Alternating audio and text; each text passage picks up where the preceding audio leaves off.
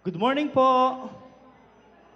Yan, isang magandang umaga po sa bawat isa at welcome po sa SCC.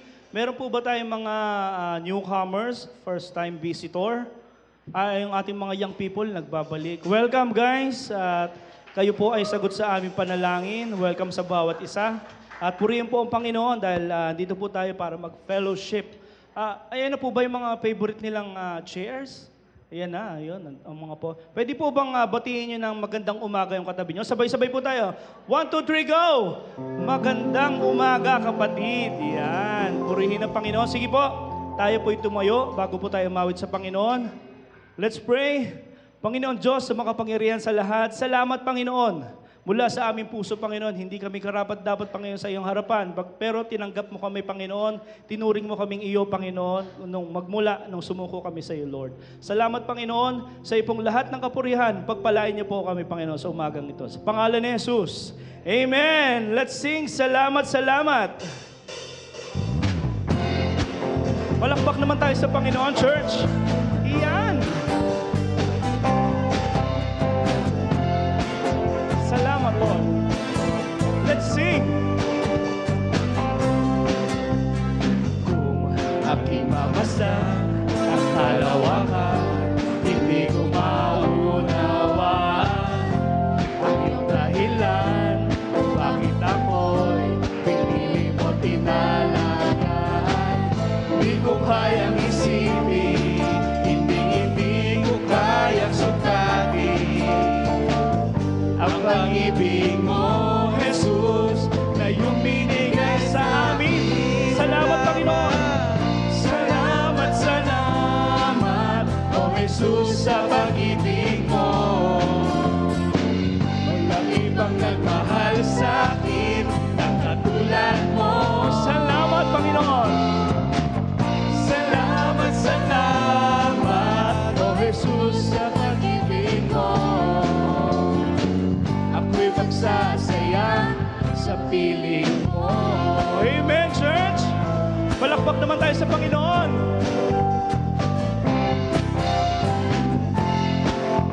Come on. Let's sing the first two. Kung may pagsubok man o kagipitan, ako ay mailan. Wala nang iba, kundi ang Panginoon.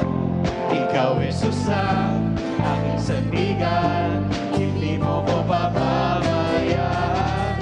Hindi ko kayang isipin, hindi ko kayang sukatin ang pag-ibig mo sa amin, Panginoon. Ang pag-ibig mo, Jesus, na iyong binigay sa amin.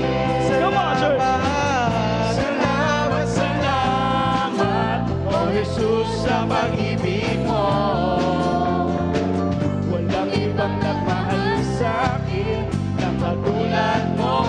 Wala talaga, Panginoon. Salamat mula sa aming puso. Salamat, salamat, O Jesus, sa pag-ibig mo. Ako'y magsasaya. Once again, salamat, salamat. Salamat. Salamat, salamat, O Jesus, sa pag-ibig mo. Walang ibang nagmahal sa akin na katulad mo. Kung ikaw ay nakareceive ng pagmamahal ng Panginoon, sabayan mo kami umawit. Come on. O Jesus, sa pag-ibig mo. Ilakas mo, kapatid. Ako'y magsasaya sa piling mo. Let's sing. Buhay ko na. Buhay ko na purihin ka. Buhay ko na sa'yo'y sumamba. Wala nang ibang nanaisin pa, kundi pasalamatan ka. Buhay ko na purihin ka. Buhay ko na sa'yo'y sumamba. Wala nang ibang nanaisin pa, kundi pasalamatan ka. For the last time, sing, buhay ko na. Buhay ko na purihin ka. Buhay ko na sa'yo'y sumamba. Wala nang ibang nanais. Come on, church. Sabay-sabay na. Ipasalamatan ka. Come on. Salamat. Salamat, salamat, O Jesus.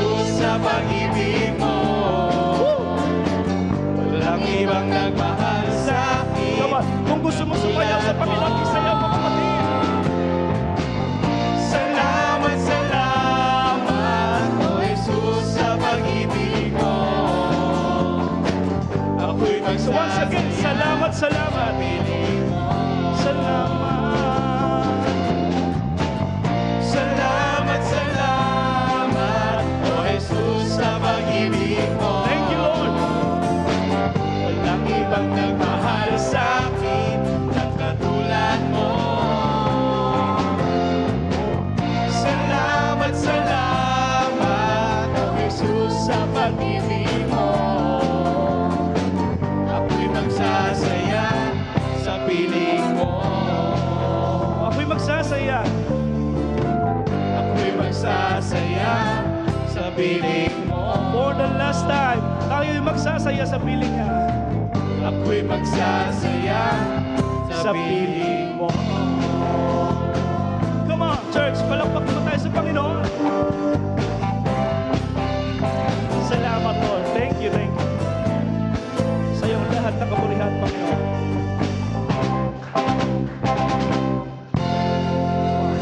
Napakasarap talagang umawit sa Panginoon. Di po ba? Lalo na yung nagmumula sa puso yung kanta. Let's continue to worship the Lord. Let's sing this song.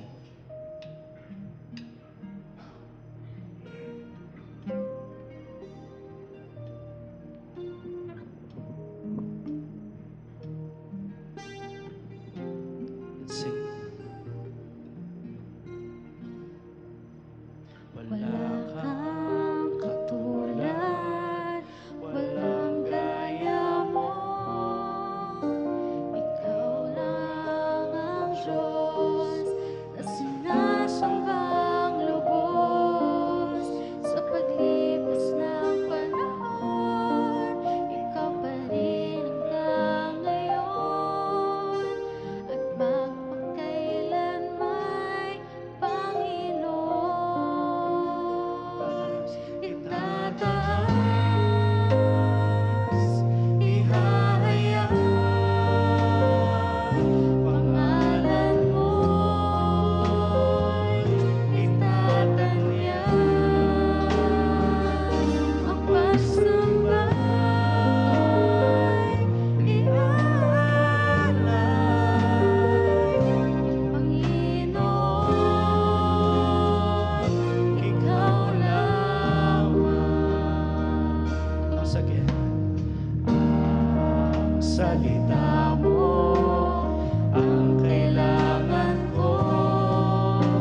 Siya ang aking buhay, ang aking gabay. Hindi kumukupas, Amen ba? Hindi kumukupas. hindi nagmamaliw. Isip ko ngayon binabago. Itataas. Itataas, Yes, Lord.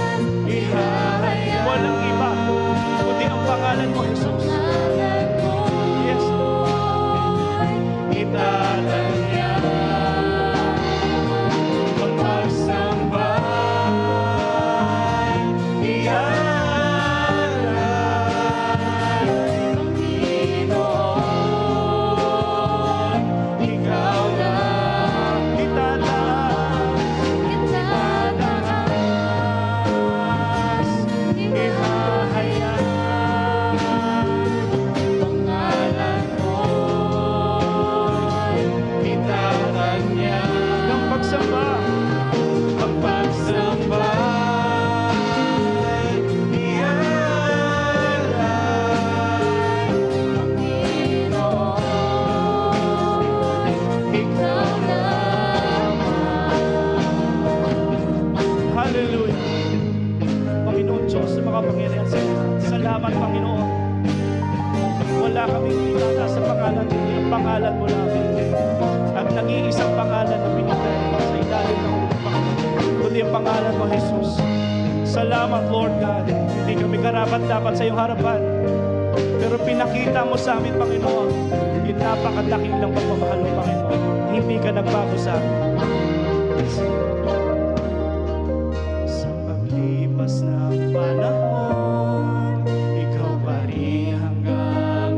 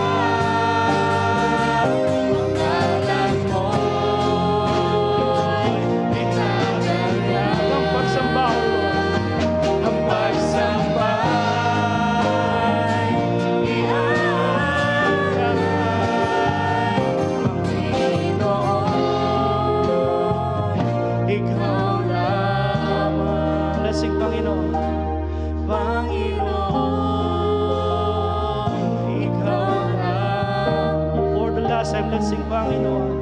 Panginoon, Ikaw lamang. Hallelujah. Salamat, Lord Jesus. Salamat. Tunay na wala kang katulad. Ikaw lamang, Lord Jesus. Salamat. Let's continue to worship the Lord. Can we just close our eyes and iikot natin ating mga ulo sa Panginoon? Lord, salamat Panginoon sa pagkakataong ito. Sa aming buhay, dito sa mundong ito, Panginoon, dumadaan kami sa pagsubok, Panginoon. Dumadaan kami sa battle, Panginoon. Para sa iyo na naniniwala, Panginoon. May mga bagay na hindi namin maintindihan. Pero Lord, ibinibigay mo pa rin sa amin yung liwanag na dapat namin tahakin. Kasama ka namin, Panginoon. At sinabi mo sa amin, Panginoon, na kapag naniwala at sumunod at ibinigay namin, Panginoon, ang aming buhay sa iyo, andun yung promise sa dulo. Kami ay isasama mo, Panginoon, sa kaharian. Salamat, Panginoon. Sino ba naman po kami para pangakuan mo? Salamat, Panginoon, dakilang Diyos. Let's sing this song.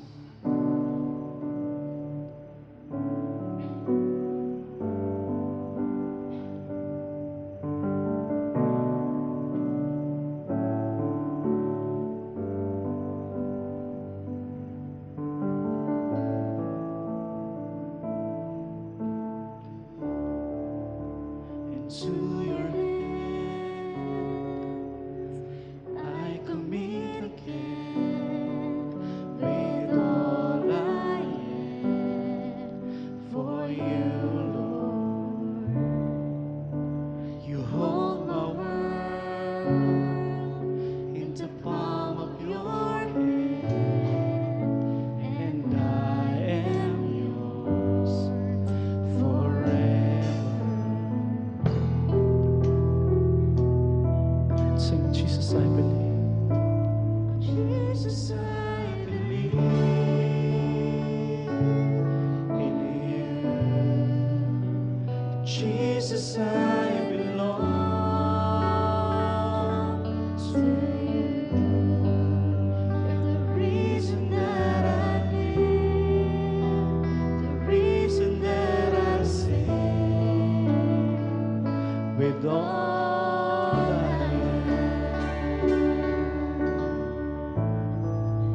sing, I walk with you. I walk with you wherever you go, through tears and joy. I'll trust in you, and I believe in all of your ways, your promises forever. Come on, Jesus. Let's sing. Jesus, I believe. Jesus, I believe in you. Jesus, I belong to you. You're the reason that I live, the reason that I sing. Jesus, I believe. Jesus, I believe.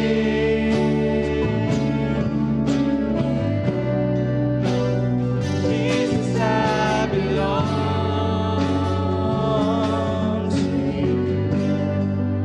You're the reason that I live, the reason that I sing.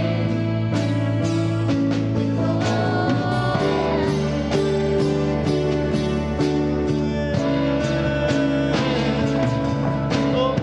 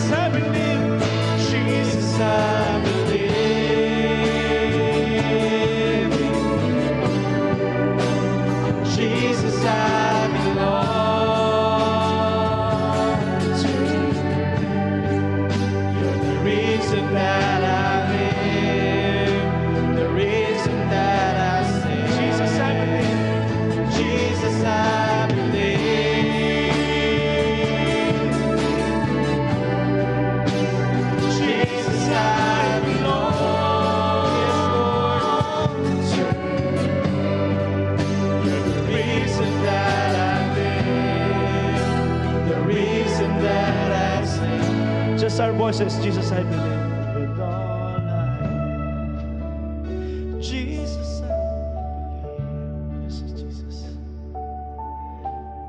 Jesus, I believe in you. Jesus, I belong to you. Come on, church.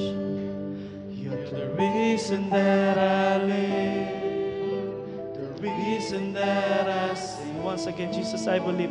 Just our voices. Jesus, I believe in you. Jesus, I belong to you. You're the reason that I live, the reason that I sing with all I am. Hallelujah. Salamat, Panginoon. Salamat, Lord Jesus. Palakpakan natin ang Panginoon. Hallelujah. Praise be to God. Mari na po tayo makaupo. Let us continue to worship our God in prayer. Let's close our eyes and bow our heads. Heavenly Father, we thank you, we honor you for this wonderful day of worship. We are here because of you. We want to thank you, we want to honor you, we want to lift up your name. And Lord Jesus, we believe in you. Though there are situations in our lives, in our country, that are hopeless, there are so many problems and fears going on because of the calamities, because of the storm, flooding. Oh God, you are our hope. Lord Jesus, you are our hope. We would like you to dispel all the fears in our hearts and trust you completely that you will take care of us. Lord, we lift up to you our nation. There are so many who will be going to rallies today because of several things, because of the corruption in the government. And Father, there are rumors that there will be violence. So we ask, oh God, that you will keep the violence at bay, that you will frustrate the people who intend to do violence, oh God. I pray that you will protect the people. I pray that you will protect the police and the soldiers. I pray that there will be peace.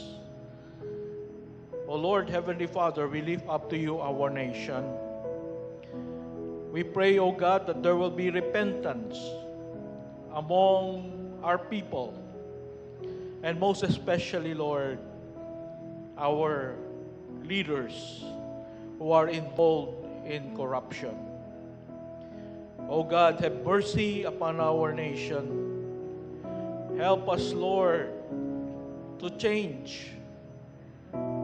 Help us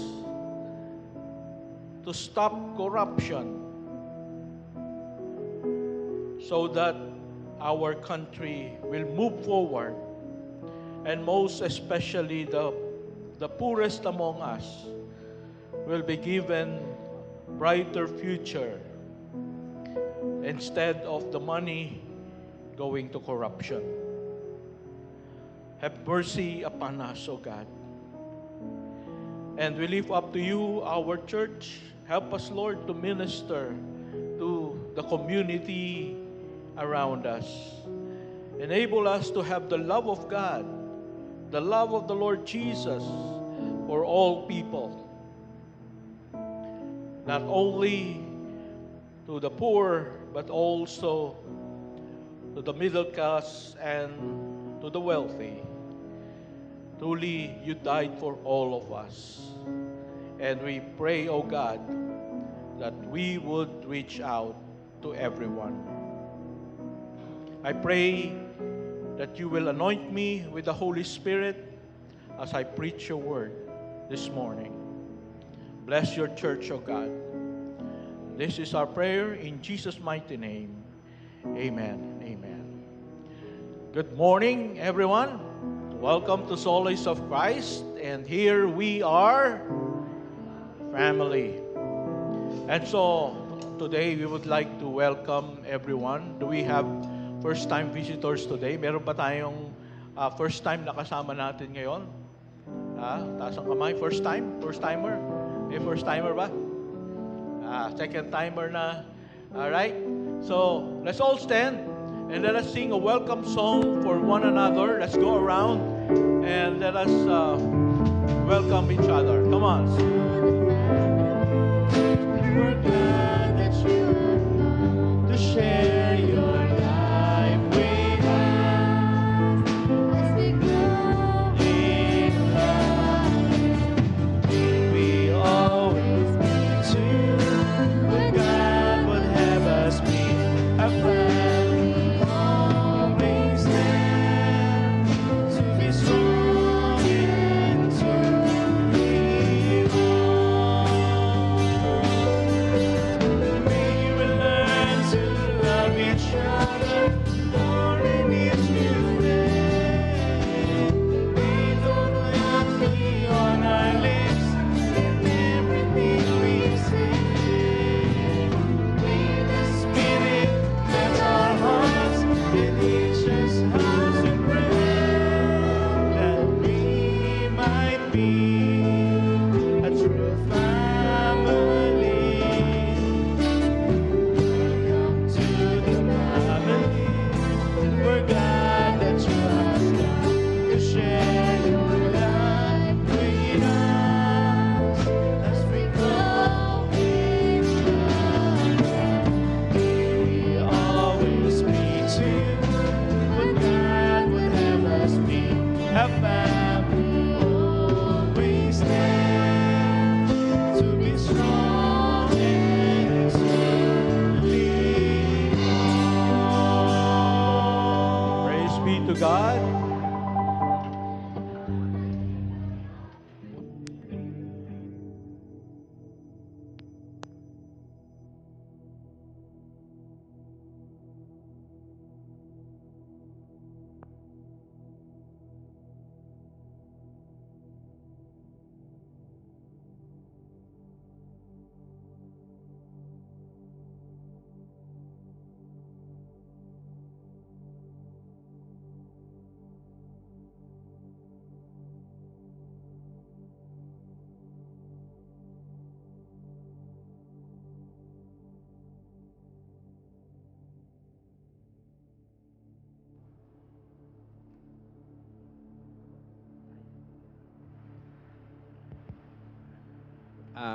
Beloved, today we have a special reason to give thanks.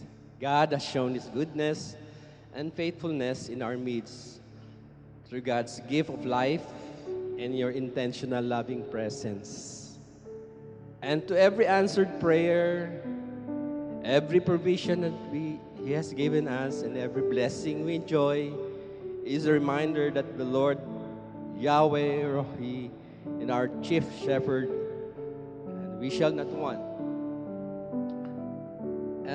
At sinabi ng mga awit, 116, talata 12, ano ang aking ibibigay sa Panginoon bilang ganti sa lahat ng kanyang kabutihan sa akin? Ang pagpapasya sa pagbibigay ay isa sa mga paraan upang masabi nating salamat Panginoon sa lahat ng kanyang ginawa. Hindi lamang ito gawain na may damdamin, ito ay isang pribileyo na maibalik sa Kanya na magbigay sa atin ng buhay, kaligtasan, proteksyon at araw-araw na kalinga. If God has placed it in your heart to give today, you may drop your offering in the box at the left corner. back corner or give digitally on or online through the account details on the screen. Okay. Please just indicate if it's for tithes, offering, missions, or another purpose. So let's bow our heads and let's pray. Ama naming kapangyarihan sa lahat, may papasalamat kami, Panginoon, sa aming mga puso. At inatataas namin sa iyo ang mga ikapo at handog. Salamat po sa mga pagpapala, probisyon, at mga panalangin na inyong sinagot sa aming mga buhay. Tunay na ang bawat mabuti at ganap na kaloob ay mula sa inyo.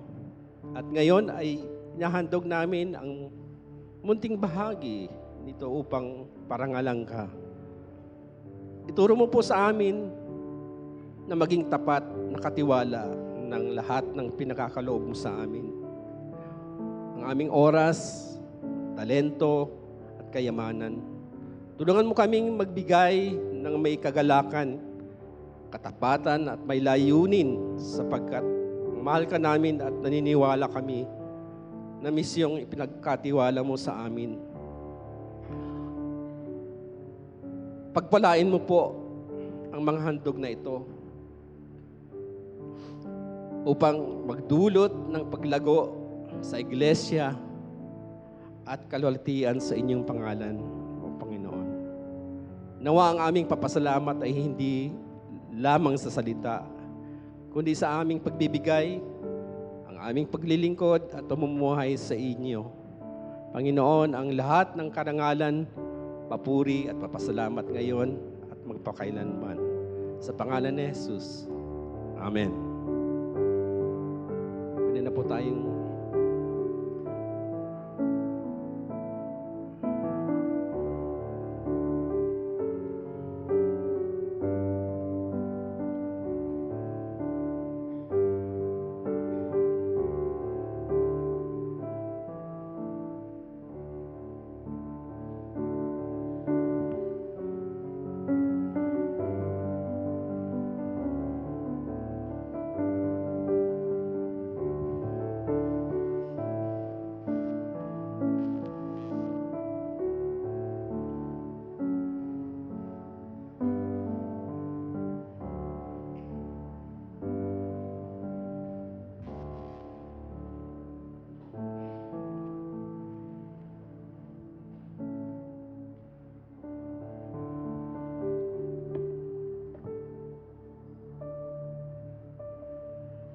Okay, praise be to God. Okay. I would like also to greet Elder Art a happy birthday. Nag-birthday po siya nung nakaraan. Ayan, parang hindi tumatanda. Yan, dahil pag tayo nasa Panginoon, ay nakakabata. Amen? Praise be to God. All right. So, today, welcome again to Solace of Christ. And this will be our very last sermon, no, of our excellent wisdom sermon series from the Proverbs of King Solomon. So can you imagine, we have been learning from King Solomon, the wisest man or king on earth. And I hope that we have learned a lot of wisdom. Marami tayong natutunan na karunungan mula kay Haring Solomon from August to November. Ayan. And remember that wisdom is the proper application of knowledge. It doesn't mean that you've heard messages about Proverbs that you are already wise. No, you have knowledge. But when this knowledge is applied in your life, then this will become wisdom and you will become wise. So kung gusto po nating maging wise, yung mga natutunan natin from the book of Proverbs, we need to apply them every day. Amen? So I hope that we do not only acquire knowledge from the book of Proverbs, but more on wisdom so that we can become wise. Now, our very last topic today is poverty, entitled From Scarcity to Soul Prosperity. Ayan. And we will talk about poverty. Many Sundays ago, we talked about wealth. So ngayon naman, pag-usapan natin about poverty. And we all know that majority of the Filipinos are not wealthy. We are in a third world country. Okay? So poverty is very common to many Filipinos. And nakakalungkot nga lang dahil marami sa atin ay nasa kahirapan, pero ang ating mga leader sa gobyerno, sa halip na makatulong, ay inuuwi nila yung bilyong-bilyong pera sa kanilang mga bahay. So talagang nakakalungkot at nakakagalit. And King Solomon and the Bible has many things to say about poverty. When you hear the word poverty, what comes to your mind? Ano yung pumapasok sa isip niyo pag narinig niyo yung salitang poverty or kahirapan? Well, whatever it is, I think that what you think about poverty is somewhat negative. Tama po ba? Kahirapan, mahirap, parang negative, no? But not so in the Bible. Poverty in the Bible has both negative and, would you believe, positive aspects as well. So let me remind you that in the Bible, there are many people who were poor and remained poor. And yet, these people who were poor were godly and hardworking people. And even our Lord Jesus himself, right? He was from a poor family. His father was a carpenter. His parents, Joseph and Mary, were poor people from the poorest town in Israel, the town of Nazareth. No? So there are many good things about poverty in the Bible also, and not all bad. So I hope that at the end of this sermon, we will have a balanced perspective of poverty. So number one, let's start with, of course, the negative aspect of poverty. And this is what we normally think about poverty. It's negative. So if we're going to ask people, honestly, the majority of people, would you want to become poor? What do you think will their answer be? Of course not. I don't want to become poor. No? Let's be honest. We don't want to become poor. So, why? Okay, letter A, first aspect is it makes people become what? Bitter and angry because of a lack of many things in life. And this is the reason why we don't want to be poor. Why? Because there's a lack of many things, good things in life. And in Proverbs chapter 30, 8b to 9, it says, this is the prayer actually of King Solomon. And he said, feed me with the food that is needful for me, lest I be full and deny you and say, who is the Lord? Or lest I be poor and steal and profane the name of my God. So, King Solomon here was praying, Lord, I don't want to be so filthy rich, so rich. I just want to have the right amount of resources. And I don't want to be poor, so poor either, because if I become so poor, I have nothing to eat. And I don't have any food to give to my family to eat. Wala akong maipapakain sa aking pamilya. And I cannot send my kids to school, or I cannot even give them the modest clothes to wear and a roof to sleep comfortably. So pag ganyan ang kaisipan natin, wala akong maipakain sa aking pamilya, hindi ko sila mapag-aral, sometimes yung iba nakakaisip na magnakaw, no? So sabi dito, lest I be poor and steal and profane the name of my God. And I don't want to do that. So, we become bitter. A lot of people become bitter. Lalo na kapag walang-wala na, naghihingi sa iyo yung anak mo, wala kang maibigay. So parang isipin mo, Lord, bakit ganito? Bakit wala kaming ganito? It's really frustrating not to have the basic needs in life such as food, electricity, education. And I believe that most of us here, marami sa atin dito, naka-experience one way or another in our lives ng kahirapan, ng kawalan. I remember the time when I was a pastor in the province and my wife was in the hospital. Nakailang balik na sa hospital, no? Talagang walang-wala na kami noon. Di ko na alam kung saan ko kukunin yung pambayad sa hospital. And pag uwi ko sa bahay, di pa pala kumakain yung dalawa kong anak. Dalawa pa lang po yung anak ko noon. Si David and tsaka si Franz, no? And what I did, I looked under the bed and the sofa.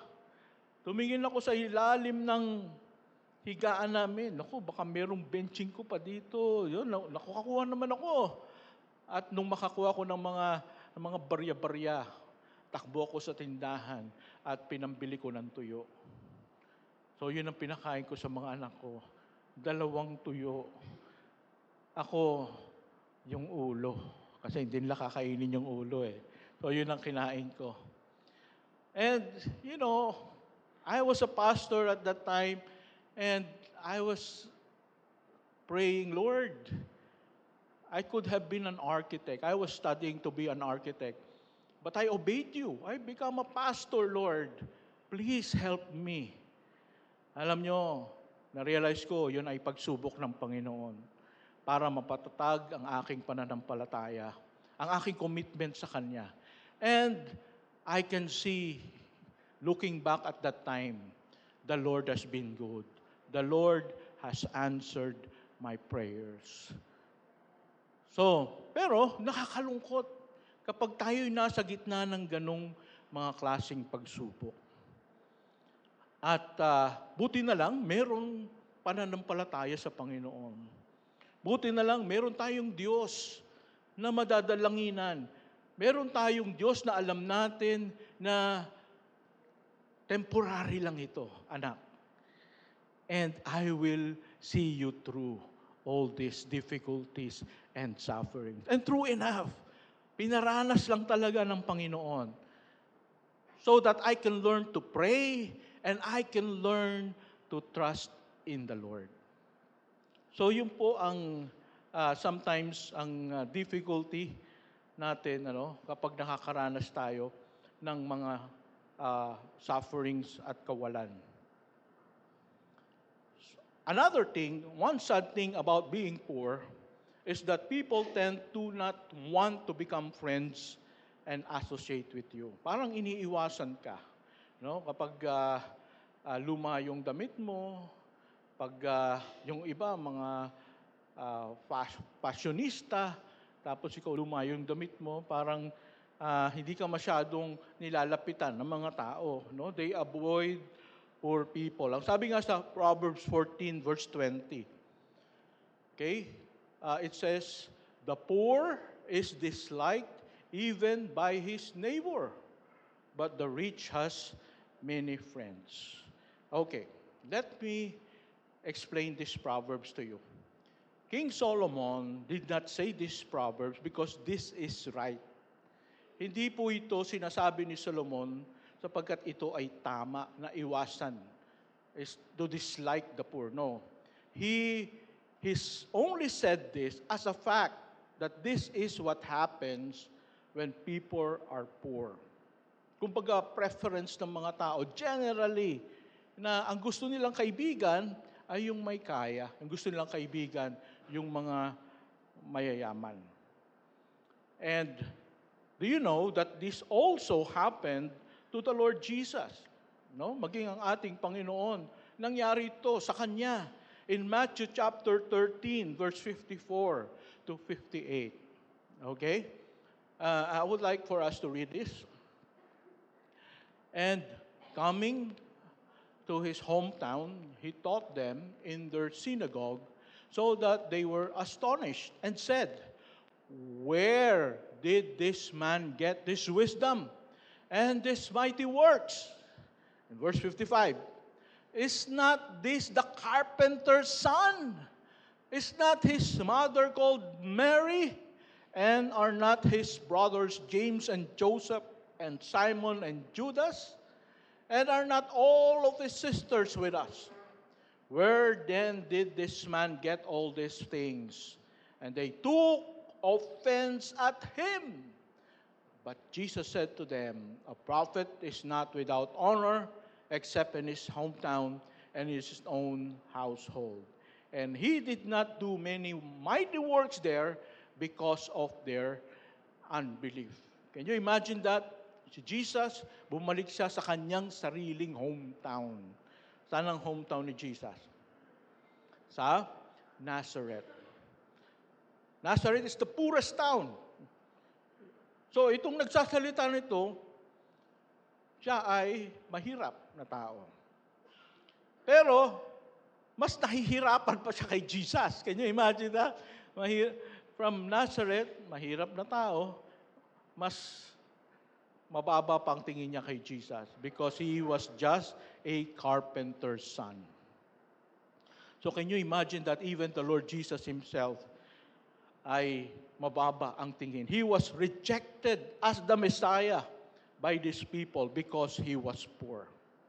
And I hope and pray that we here at SCC, hindi tayo magiging ganito. That we would, as a church, accommodate everyone, the poor people, and most especially, and we will also accommodate middle class. We will also accommodate the rich, the billionaire, and the trillionaire. Meron bang billionaire dito sa Pilipinas? Okay. So, everyone is welcome. All right? Dito sa ating church. And hopefully, bagamat mahirap ang maging mahirap, this will motivate us. Kung kayo ay estudyante, tapusin ang pag-aaral. Huwag munang mag-asawa. Yan. Mahirap pong mag-asawa kaagad. Ha? Mahirap. Kaya mag-aral na mabuti. Itaguyod mo muna ang sarili mo. At kapag meron ka na nakabuhayan, tsaka ka maghanap ng crush. Crush pa lang. Okay. Alright? So, letter B. Letter B. Sometimes, poverty is caused by slothfulness and wrong financial choices. So, this is one negative aspect ng poverty. Dahilan daw ito sa, ano ba yung slothfulness? Katamaran at maling mga pagpili pinansyal. Okay? In Proverbs chapter 6, 9 to 11, it says, "How long will you lie there, O sluggard?" Ayan, sluggard is tamad, no? "When will you arise from your sleep?" Yan ang kagigising. "A little sleep, a little slumber, a little folding of the hands to rest, and poverty will come upon you like a robber, and want like an armed man." So yun daw mahilig matulog ay magiging mahirap. May kilala ba kayong ganun? Mahilig matulog. Hindi, yung iba dyan, call center. Ayan.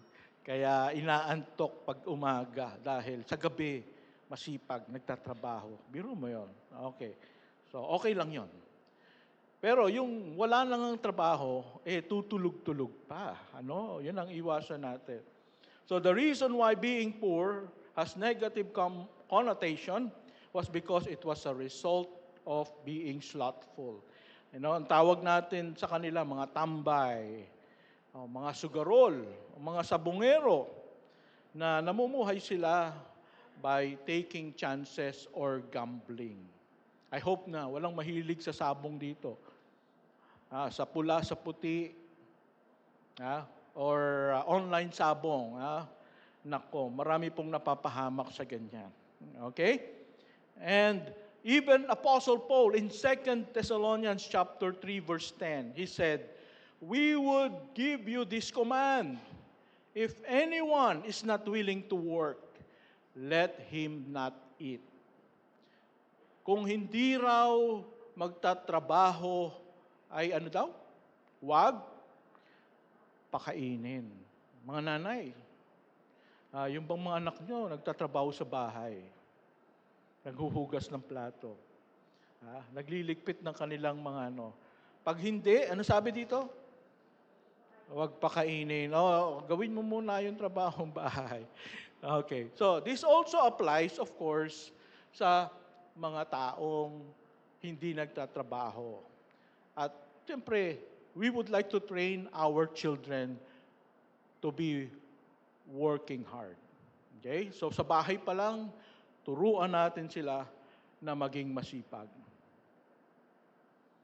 Okay? Sabi nga nila, kung magiging masipag ka lang, siguradong may kakainin ka. Tama ba yun? Sa probinsya, kung masipag ka lang, hindi ka magugutom. Magtanim ka, magtanim. At meron kang aanihin. And we also have seen people who are even disabled. May disability, but they work very hard and they provide for their families. So kahanga-hanga itong ganitong mga tao. Kaya parang nakakainis, no? Na makakita sa kalye ng laki-laki ng katawan, tapos nanghihingi. No, pwede ka namang magtrabaho, pwede kang maglaba, pwede kang magkargador, no? Pwede kang magbenta. Kaysa yung nasa kalsada ka nang hihingi. Alright? Okay. Now, another is there are those who because of wrong financial decisions have lost their livelihood. Nawala yung kanilang kabuhayan dahilan sa kanilang maling mga desisyong pinansyal. For example, people who co-sign loans. Nakarinig na po ba kayo ng co-signing? Na merong kaibigan ka o kumari ka, mauutang ako sa bangko, pwede bang ikaw ang mag-co-sign, reference, no? Pipirmahan mo lang dito. Magkano bang utangin mo? 7 million. Okay, so ikaw yung pipirma, kasama niya. Pag hindi siya nakabayad, sinong pupuntahan ng bangko? Ikaw ang hahabulin ng bangko. Okay? So, sabi sa Bible, no? Ano sabi dito sa Bible? Proverbs 22:26 to 27. Next verse.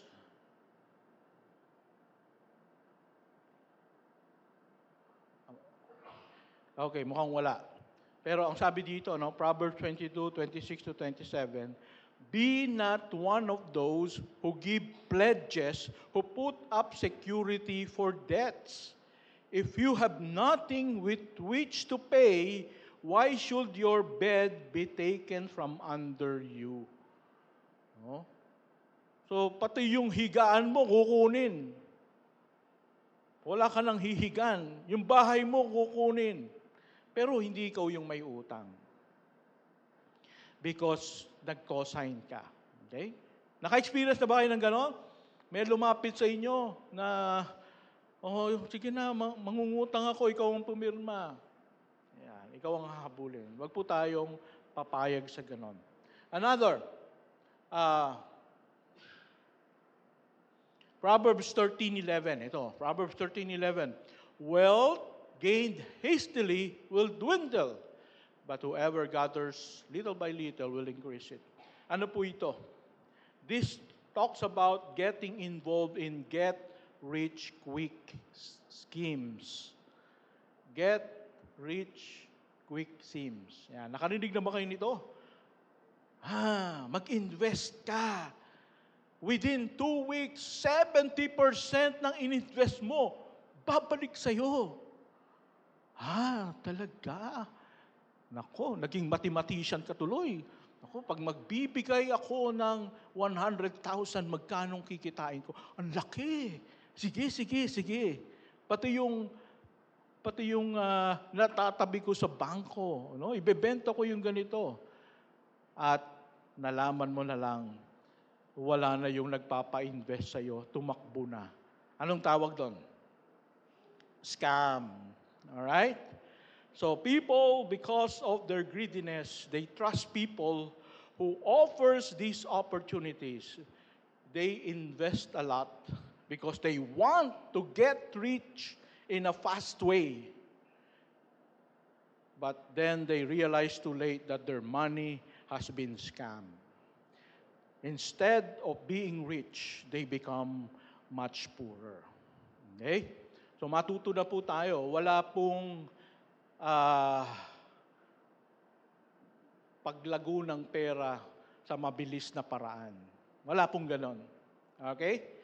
Kaya mag-isip ka na kung may nagsasabi sa iyo na mabilis kumita dito. Sige na, mag-invest ka na. Scammer yon, tumakbo ka na kaagad. Alright?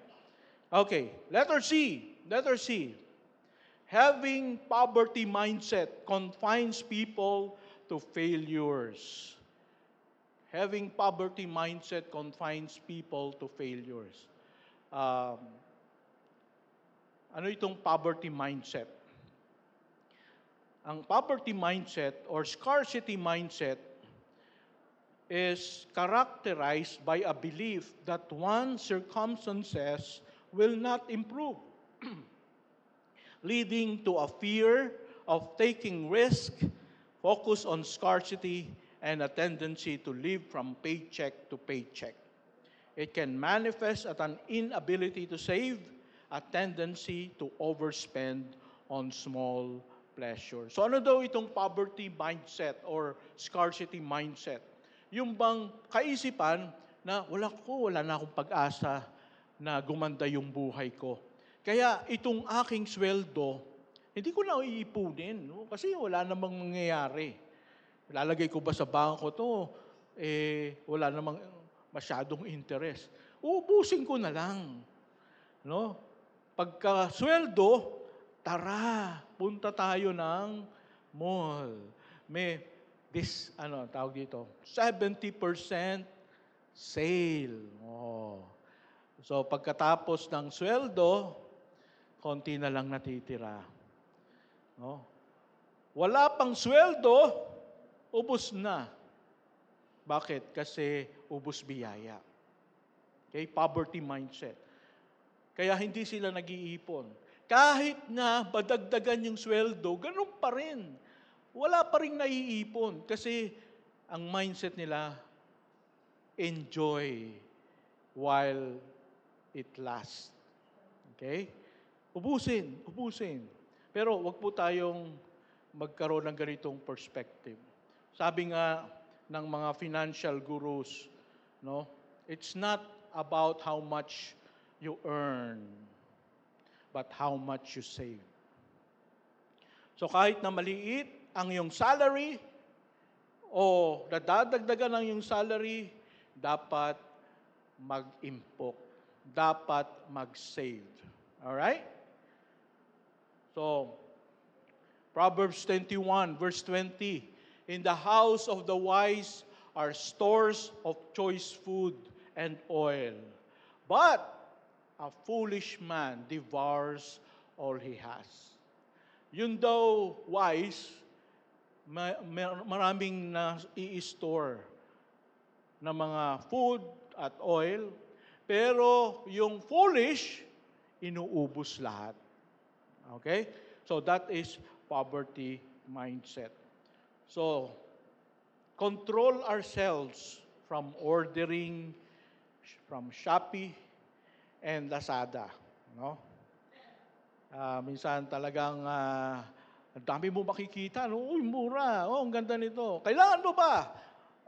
Ang ganda eh. No? Kahit hindi mo kailangan, bibilin mo. Kasi may natitira ka pang pera. Hindi ka mapakali. Meron pa akong natitirang pera. Hindi tama ito. Kailangan ibili ko na. No? May mga ganong klaseng mentality. So, walang naiipon. So, can you imagine if you retire and you have no savings? Nakakalungkot po yan. So, pag-isipan nyo, no? Ano bang kailangan kong gawin para mabago itong sitwasyon na ito sa aking buhay? Mahirap po na tumanda, mahirap na mag-retire na wala tayong ipon. Okay? So, try your best. Kailangan kong magtabi kahit papaano. Alright? And second is positive aspects of poverty. So, ang pagiging mahirap, hindi lamang po negative, meron din po itong positive aspects. Okay? So, we know that Jesus and His parents were poor people. So, if being poor is bad, bakit kaya ginawa ng Diyos si Jesus na poor? Di ba? Pangit ang pagiging mahirap. So, si Jesus, nung bumaba dito sa lupa, hindi dapat siya pinanganak sa manger. Dapat siya ay pinanganak sa palasyo. Pero hindi yun, di ba? Siya ay pinanganak sa sabsaban, and the angels revealed Jesus' birth to lowly shepherds. Mga mahirap din ang pinaalaman ng pagkapanganak ng ating Panginoon. And when Jesus chose His disciples, sino yung mga pinili ni Jesus? Mga fishermen. Mga mahihirap din. No? So even the Apostle Paul, alam niyo ba si Apostle Paul, he was rich.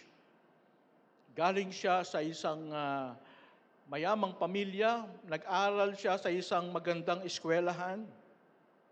But when he started following Jesus, he left all his wealth and high position and experienced poverty as missionary as he was planting churches.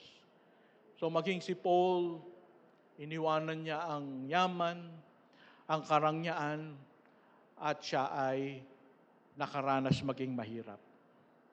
Okay? So what could have happened? Ano kaya? Isipin natin, what could have happened if God chose wealthy people as the disciples of Jesus? As missionaries. No? Baka marami sa mga tao sa mundo ngayon hindi Kristiyano. Hindi man lang nakarinig ng mabuting balita. Why? Because we know wealthy people, I don't want to reach. I don't want to go to Timbuktu. I don't want to go to that island, no? Mahirap doon, walang aircon, walang masasarap na pagkain, no? So hindi sila willing na mag-sacrifice. And so we know that God was wise in choosing poor people to become His servants. Letter A, positive aspect of poverty, it makes us trust God and be humble in spirit.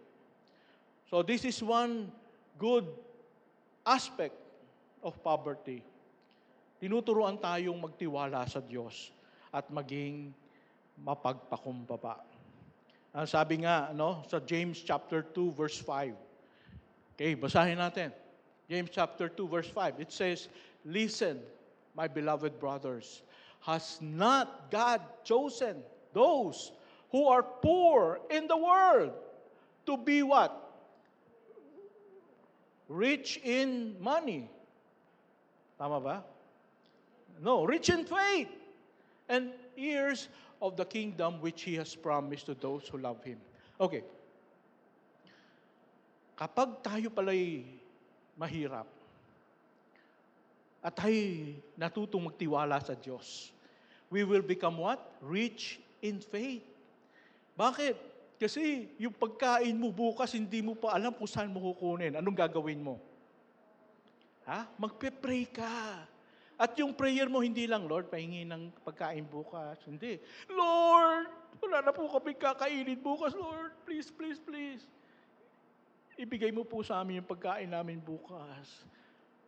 Darating na po yung Meralco, mamumutol na ng kuryente, Lord. Please, help us. Luluhod ka, iiyak ka. And, ano mangyayari sa faith mo? Diba? Magiging strong. Pero, pag ikaw ay mayaman, pagbukas mo ng ref mo, ako, ang daming laman. Expired na to, hindi nakakain. Magpe-pray ka ba na, Lord, bukas, bigyan mo kami ng pagkain. Hindi ka na magpe-pray kasi ang daming ang choices, nabubulok na yung iba. Kaya, it's something to be thankful of that. Kung wala tayong so much money, we can always what? Trust in the Lord. Okay? Trust in the Lord. And when you trust in the Lord, when you pray to the Lord, He will hear and He will answer your prayers. Minsan sinasadya ng Panginoon na dumaan tayo sa kakulangan, dumaan tayo sa kahirapan, kasi gusto niyang i-develop yung prayer life natin. Gusto niyang i-develop yung faith natin. But then, I want you to look at this. Those who are poor in the world to be rich in faith, and what? Heirs of the kingdom which He has promised to those who love Him. Magiging ears. Everybody say ears. Ano yung ears sa Tagalog? Tenga. Tagapagmana. Wow. So, anong pipiliin mo? Tagapagmana ka ni Elon Musk o ni Bill Gates o tagapagmana ka ng kaharian ng Diyos? Mas mayaman. Sino mas mayaman? Mas mayaman ang Diyos. Dito, ilang taon lang naman tayo dito eh. Di ba? 70 years, 80 years, 90 years, wala ka na. Pero sa kaharian ng Diyos, how long is that? Forever and ever and ever, you are heirs of the kingdom of God. Kaya congratulate mo yung katabi mo. Congratulations, tagapagmana. Congratulations, heredero, heredera. All right? That is what we really are. Okay?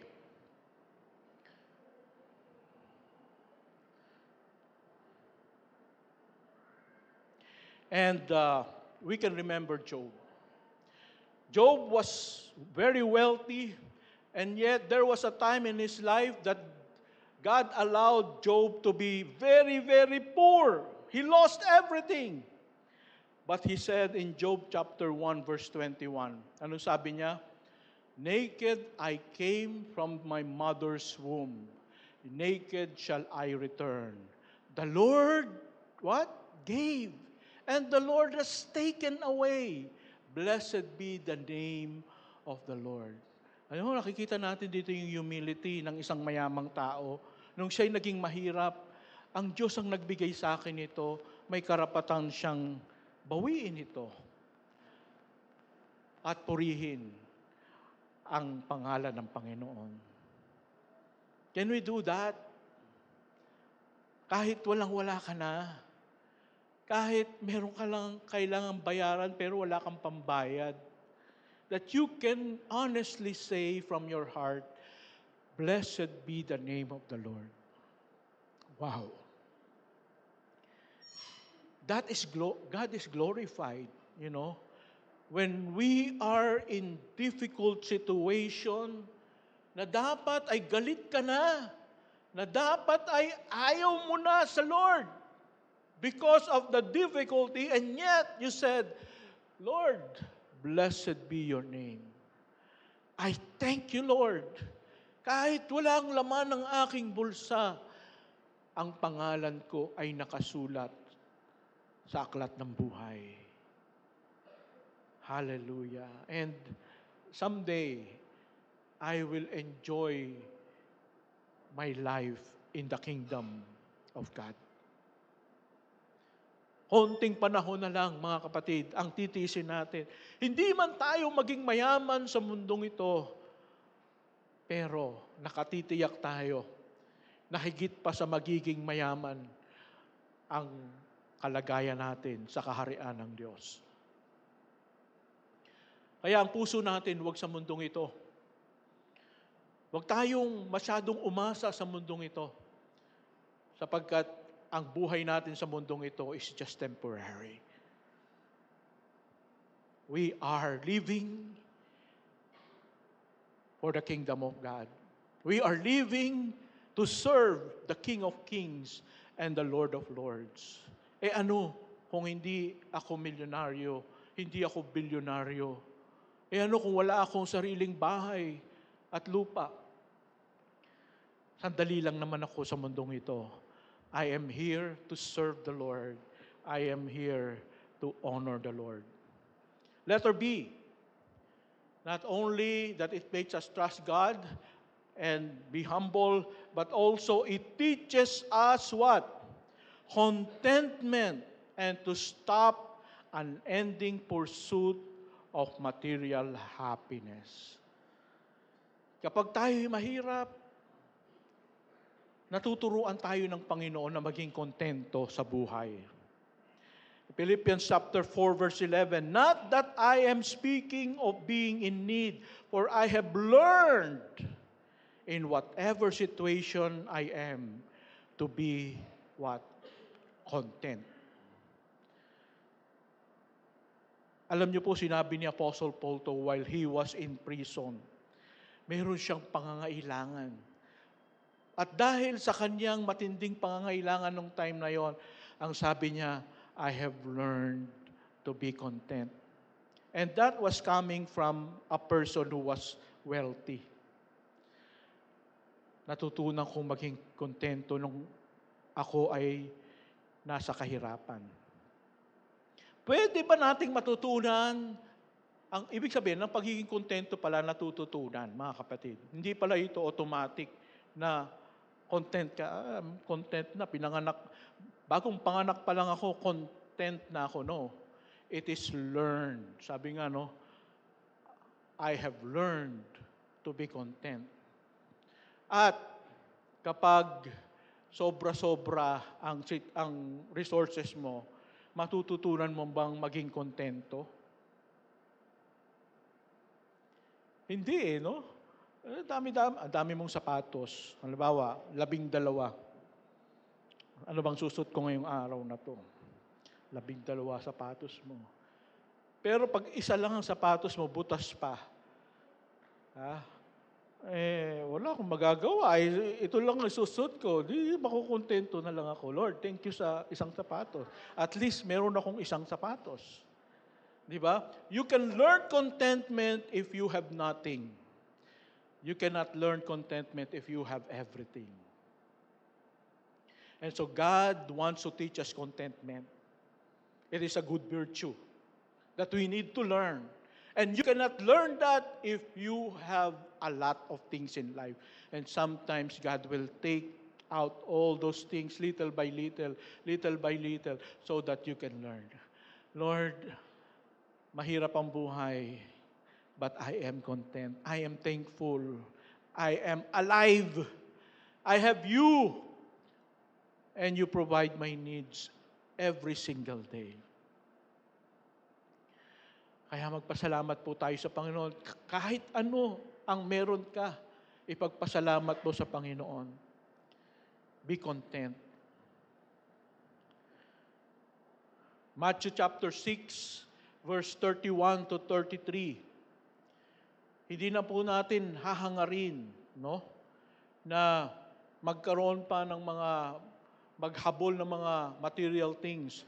Ang sabi dito, therefore do not be anxious, saying, what shall we eat? Or what shall we drink? Or what shall we wear? For the Gentiles seek after all these things. The unbelievers seek after all these things. And your heavenly Father knows that you need them all. But seek first the kingdom of God and His righteousness, and all these things will be added unto you. May mga tao po ngayon, or I don't know, maybe Christians, naghahabol sila ng mga bagay na ito. Pag may lumabas na bagong iPhone 17, naku, hindi na mapakali. Naku, iPhone 16 lang ako.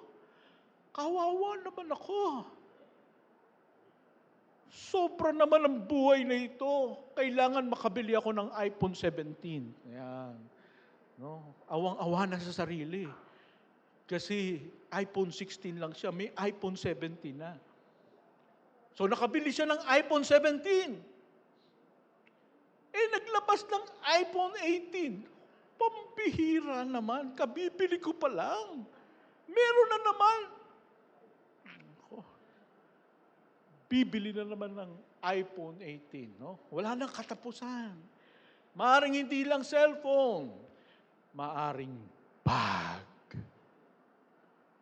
maaring sapatos. Kailangan merong kulay green, kulay pink, kulay blue. Kailangan lahat ng colors, meron akong bag na ganun. Hindi pwedeng walang kulay na ganun akong bag. Para terno. No? Okay? We are have an ending pursuit. Unending. Hindi matatapos ito. Kahit makabili ka na ng lahat yan, may bagong lalabas na naman.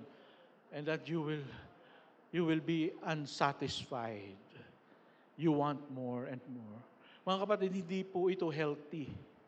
Hindi ito healthy kapag tayo naghahangad ng mga ganong mga bagay. Pero kapag tayo'y nasa kahirapan, basta may cellphone ka lang, nakakapag-text, no? Nakakatawag, okay na. Alam niyo, meron po akong kilala, yung kanyang cellphone, Nokia 3210. Wow. Milyonaryo, Oh, ganyan na cellphone mo. Oo, tawag tsaka text lang naman eh. Galing niya, satisfied. Pero yung mga walang trabaho, gaganda ng mga cellphone. No? Kahit hindi na kumain, kailangan makabili lang ng cellphone. Okay? So I hope that we will not become like this. We stop running after those things, but instead, we seek after the kingdom of God.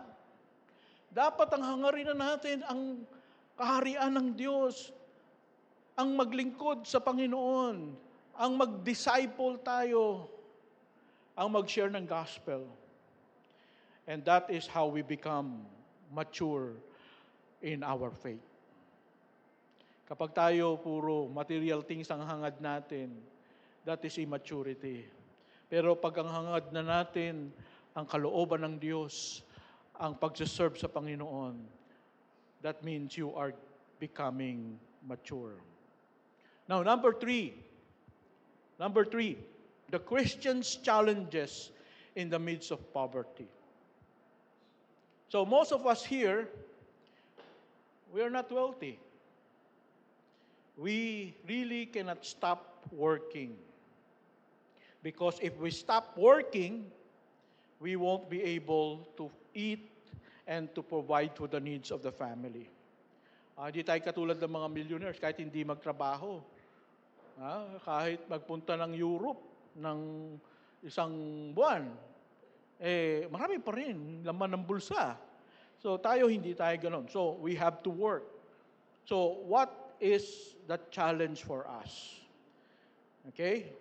So the challenge for us, letter A, is have a balance between striving for a better situation and being content with what we have at the moment. Okay, ang challenge lang po natin, hindi tayo maging tamad. Na mag-strive tayo na kumita para ma-provide natin yung adequate needs ng ating pamilya. Ayaw natin, dahil mahal natin yung ating pamilya, gusto nating ma-provide yung pangangailangan nila. Kailangan nating maging masipag. Subalit, kailangan nating balansehin na hindi tayo magpursu ng mga material things na nalulungkot tayo nang wala tayong mga bagay na ganun. Hindi po. Kailangan may contentment pa rin. Okay? So, that is a challenge for us. Na masipag para makapagbigay ng maayos na provision para sa ating pamilya, but at the same time, hindi tayo prisoner ng material pursuit. Pwede bang gawin yon? Pwede ba yon na hindi tayo materialistic pero masipag tayo sa trabaho natin, excellent tayo sa trabaho natin? Pwede po yon. Okay? Sabi nga sa Proverbs 30 verse 8b to 9a, give me neither poverty nor riches. Feed me with the food that is needful for me, lest I be full and deny you and say, who is the Lord? Ayokong maging sobrang yaman na dahil sa yaman ko na, wala na akong pakialam sa Panginoon. No? I don't want to go to church anymore because I have lots of money. I have money to go to anywhere that I want, that I can enjoy. Mahirap pong maging sobrang mayaman na pag Sunday na. Pupunta ba ako ng church? O pupunta ako sa mall? May bagong sale ngayon. Yeah. Okay? So, struggle na. Kasi may pera. No? Next verse. Sabi nga sa Philippians 4, verse 12 to 13, I know how to be brought low, and I know how to abound. In any and every circumstance, I have learned the secret of facing plenty and hunger, abundance and need. Ibig sabihin, kaya niyang mabalanse na sometimes maraming blessings, sometimes walang makain. Paano niya nagawa yun? In verse 13 it says, I can do all things through Him who gives me the strength. Kaibigan, darating ang panahon, kayong mga single dyan, magpapamilya, darating ang panahon, kailangan mag-enroll, kailangan bumili ng mga gamit, wala kang pambili. Di mo alam kung saan kukunin. But then you still trust the Lord. Hindi ka bitter sa Panginoon. God will provide for me. Why? Because you can do all things through Christ who gives you the strength. Meron kang relasyon sa Panginoon na kahit na anong pagsubok, kaya ko yan. Why? Because I have a God. I have the Lord Jesus helping me. Hindi niya ako papabayaan. Natural lang itong mga problemang ito, itong mga sufferings na ito. Kasama to sa buhay, pero kasama ko si Lord. So I will persevere. And lastly, helping the poor and pointing them to Jesus. Proverbs 19 verse 7, whoever is generous to the poor lends to the Lord, and He will repay him. for His deeds. Isang challenge po sa atin, kahit na tayo hindi naman ganong karaming resources, na tayo tumulong sa mahirap. Na tayo tanggapin natin ang mga mahihirap, katulad ng pagtanggap ng ating Panginoon. At kung tayo tumulong sa kanila, ang sabi dito, whoever is generous to the poor lends to the Lord. Hindi po tayo tumutulong o nagbibigay sa mga mahihirap o inaabot natin sila sapagkat meron silang ibabalik. Wala silang maibabalik. Pero ang sabi dito, ang Diyos ang magbabalik. Ang Diyos ang magpapala sa atin. Kaya kahit na yung parang eksaktong-eksakto lang sa'yo, tapos may kailangan kang tulungan, tulungan mo. Kasi yan ang magiging susi ng pagpapala ng Lord para sa'yo. Pag nag-sacrifice ka, nakikita ng Panginoon yan. Anak, I'm so happy. You're lacking and yet you still help people. I will bless you. And that is God's promise. Next.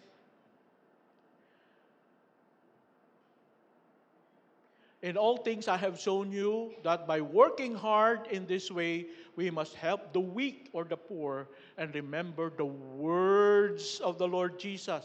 Kanino the words? The Lord Jesus. How He Himself said, it is more blessed to give than to receive.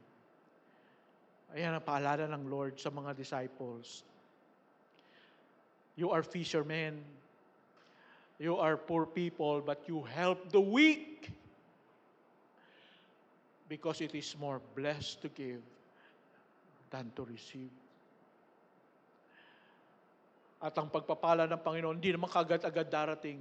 It will come in God's perfect time. Let's pray. Father God, thank you, Lord, for giving us a balanced perspective about poverty. That poverty is not all bad, not all negative, but we can also benefit from experiencing poverty. We can learn to humble ourselves. We can learn to trust you more. We can learn contentment. We can stop the never-ending cycle of seeking material wealth, of greed. So Lord, tulungan mo kami na magkaroon ng tamang perspective. And help us, Lord, to have the right mindset of reaching out to the poor, helping the poor, and welcoming everyone here in our church. Bless us, O God. In Jesus' name we pray. Amen and amen.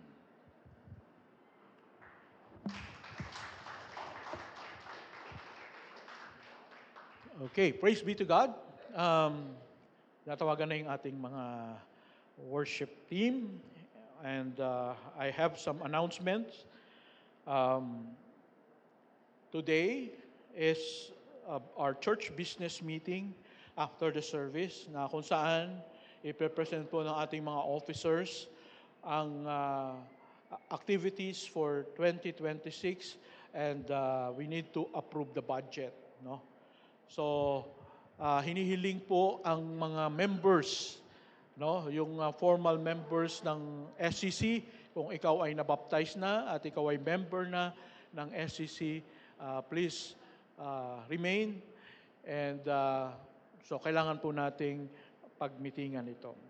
And we have youth fellowship at 1 p.m. para sa mga kabataan, young professionals, singles, 1 p.m.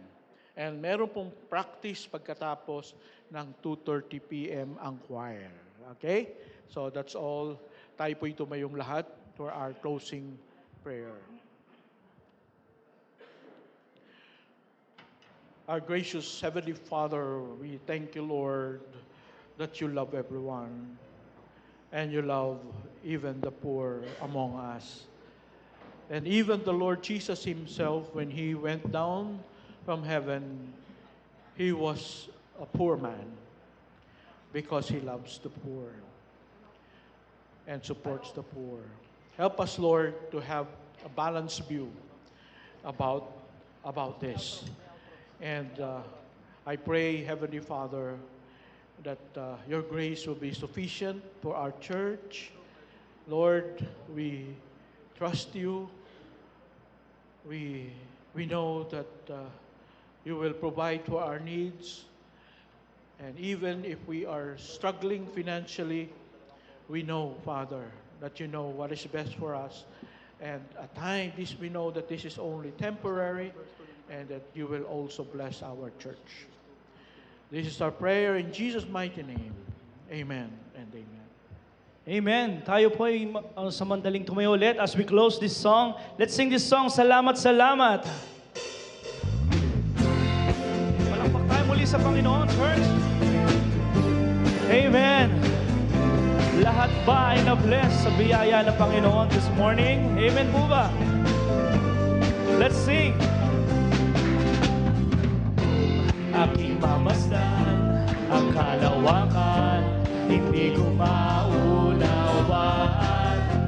ang iyong dahilan kung bakit ako'y pinili mo't inalagaan.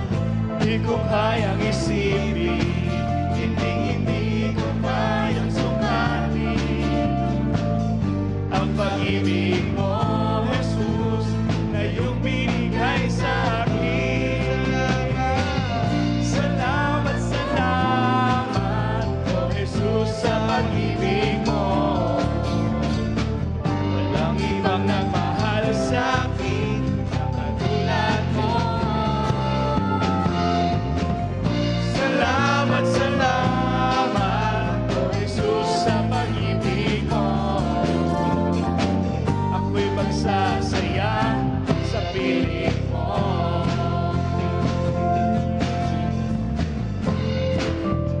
Let's sing kung may pag-asa. 1, 2, 3, and may pagsubok man o kagibinan, ako ay may lalapitan. Ikaw, Jesus, ang aking sandigan, hindi mo ko papabayaan. Hindi ko kayang isipin, hindi ko kayang sukatin ang pag-ibig mo, Jesus. Come on! Na iyong binigay sa akin. Come on, church! Sabay-sabay tayo. Salamat! Salamat, salamat. Amen! Jesus, sa pag-ibig mo. Walang ibang nagmahal sa akin ng katulad mo. Salamat, salamat. Salamat, salamat. O Jesus, sa pag-ibig mo. Once again, let's sing salamat, salamat. Salamat. Salamat, salamat. O Jesus, sa pag-ibig mo. Walang ibang nagmahal sa akin ng katulad mo. Salamat. Salamat, salamat. O Jesus, sa pag-ibig mo. Ako'y magsasaya sa piling mo. Ako'y magsasaya. Ako'y magsasaya sa piling mo. For the last time, ako'y magsasaya. Come on, church. Ako'y magsasaya sa piling mo.